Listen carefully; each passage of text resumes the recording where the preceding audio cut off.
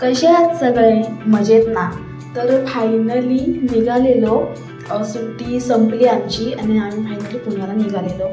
तर बसची वाट बघत बसलेलो होतो आणि बस आमची रिझर्वेशन केलेली होती. शिवशाही बस होती आणि माझी फ्रेंड सोना आणि मी निघालेलो.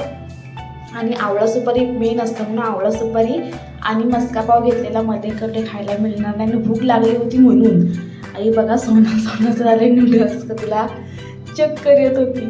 आणि मग गाडी घेतलेले शेंगदाणे. पुढे बस थांबली जेवायण्यासाठी आणि हे पहा जेवण्यासाठी काय आणलेलं आहे. आम्ही मासे आणलेले आहे फ्राय आणि तांदळाची भाकरी.